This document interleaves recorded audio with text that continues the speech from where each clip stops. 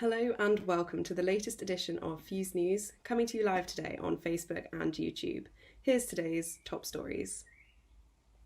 The Samuel Alexander Building has now been occupied by students at the University of Manchester who are protesting the treatment of students and staff this academic year.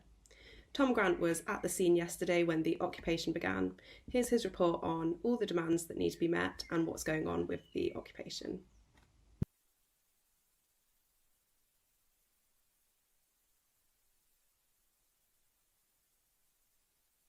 It is nearly 6:20 here on Thursday evening, and we're outside the Samuel Alexander Building on the main campus of the University of Manchester, where this evening protesters from the Nancy Out campaign have occupied the building behind me. They entered the building just after 5 o'clock and have since dropped banners from the balconies and some of the windows in the old section of the building. They've entered the building on the premise that they'll reach the demands from the university, that they want a rent rebate of up to 30%. They also want to democratise the University of Manchester. They're also looking for a cash rebate of £1,500 for all students, as well as an end to police patrols that have been recently seen on university campuses. They're also asking for no compulsory redundancies to be put between staff, as well as no punishment for the current occupiers in the building behind me. The Manchester Media Group spoke to an occupier earlier and they had this to say. Once again, we are occupying the University of Manchester as a reaction to the university's abysmal treatment of students and staff. The university has let down students and staff consistently throughout this crisis.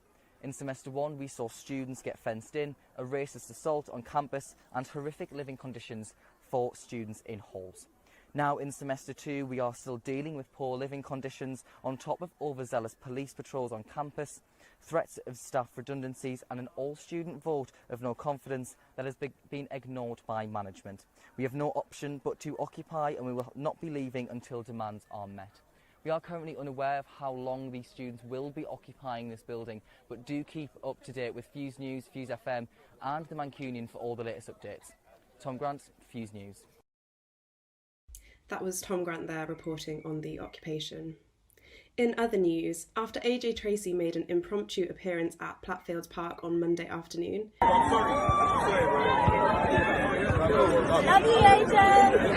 his management team have been fined a whopping £10,000 fine for breaking COVID regulations. On Monday morning, AJ Tracey announced to fans via social media that he would be making appearances in Birmingham, Manchester and Bristol, following the release of his latest album, Flu Game. His performance at Plattfields Park sparked large crowds of students to gather, as well as a huge police presence to respond to the volume of people. This has resulted in concerns over COVID safety and social distancing. His Bristol appearance was later cancelled.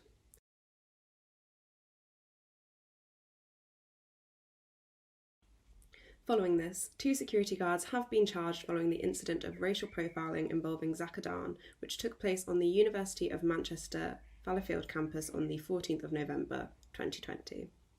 Greater Manchester Police released a report that the 2 officers, Mohammed Akram and Christopher Warden, have been charged racially, religiously aggravated common assault by beating. On the 18th of May, they will appear at the Manchester and Salford Magistrates Court. Now here's Anurag with the latest international news.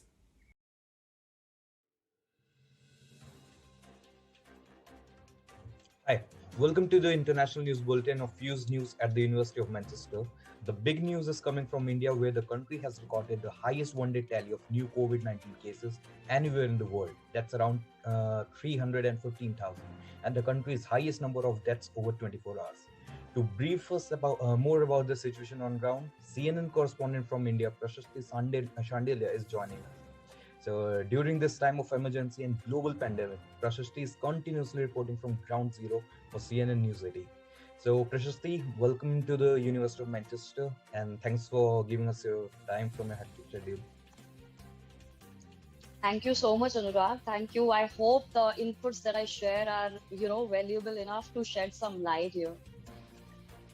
Yeah, so I'll start hitting you with the questions. So we'll start with what's the current situation on ground during the second wave of COVID spread in India? Well, clearly, Anurag, the situation continues to remain grim. Every day we are seeing new peaks across the country, not just the capital. The financial capital and the national capital too are reeling under an emergency. Although it's an unprecedented emergency, despite all the precautions being taken up, now we are seeing that, after the first wave, somehow there was a change in the attitude of the people. There was laxity, of course. There were violations of the COVID appropriate behavior. And all these factors cumulative, this has resulted in another wave across the country. Both the financial capital and the national capital, as I told you, are breaking new records every other day. And also with that, Anurag, when I report on ground, I still see people violating the laws laid down by the Union Health Ministry, and this continues on a day-to-day basis. Despite a very strict lockdown imposed in the national capital, there are some sectors which are opened up now, including the essential services, the nutriment services, and the medical services. But clearly, we are seeing that the frontline healthcare workers putting in everything they have at the moment to, avert this major crisis. Okay, so and how about the lockdown? Like I've heard that the Delhi, the national capital, is under a lockdown, and Maharashtra is also under lockdown. There are many states; those are severely affected, but they are not under lockdown. Well, definitely. Well, lockdowns clearly are not just the solution, Anurag. It's a bigger picture that we need to see. Although lockdown has been imposed here, and initially the Chief Minister Arvind Kejriwal of the national capital was not too keen on imposing the lockdown. But since we saw the cases spiking, the numbers spiking to exponential levels, hence lockdown was imposed. Initially, there was just a 2-day weekend lockdown, which was further extended to a 1-week lockdown. Then we saw Maharashtra. Then there are different states which are, locking down themselves. This is being basically done to contain the virus. But still, it remains to be seen how feasible it's going to be. Because despite the lockdown in the national capital, we are seeing new records every day.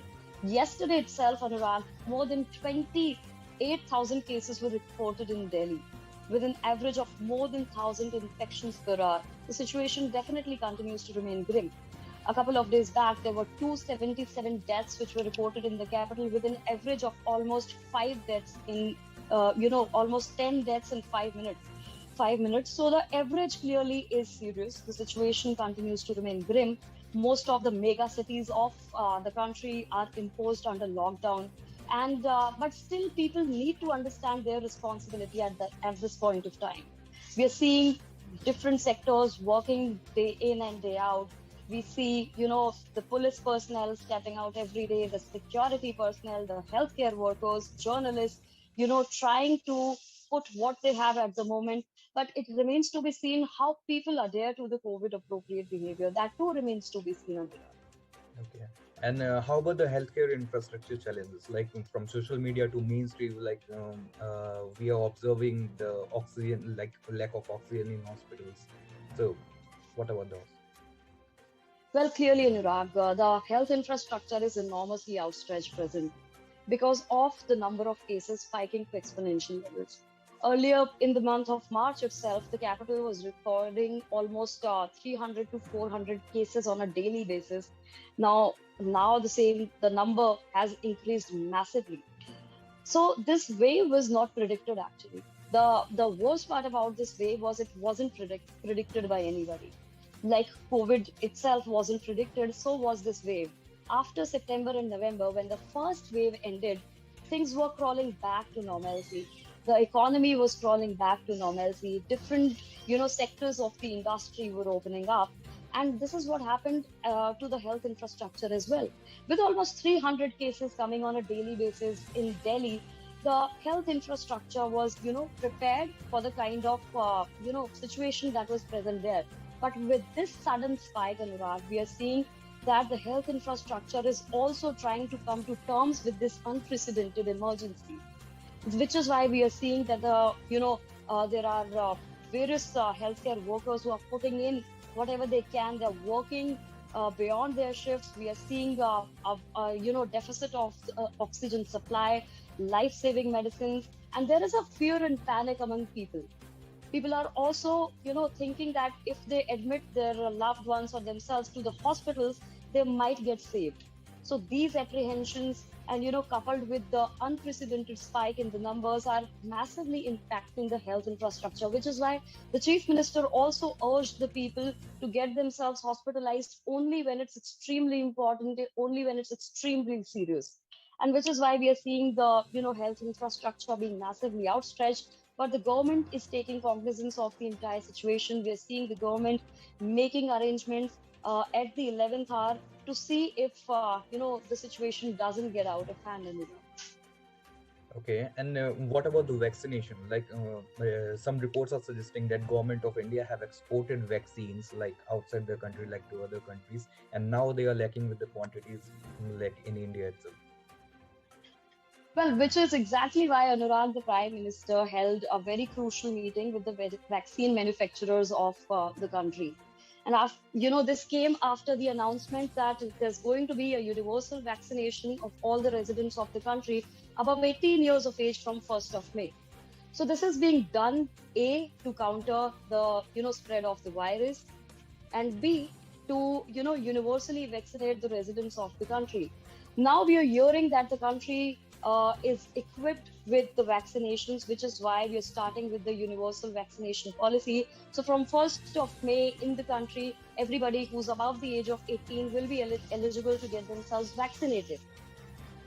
Thanks, Prashasti. You have made some really informative statements, and these are really informative for all of us here because we have huge Indian diaspora here at the Manchester and in United Kingdom. So thanks once again. Thanks for joining us. That's all from us this week at Fuse News at the University of Manchester. Don't forget to make the most of the good weather with the reopening of the SU Bar. Tune in next week for our weekly news update.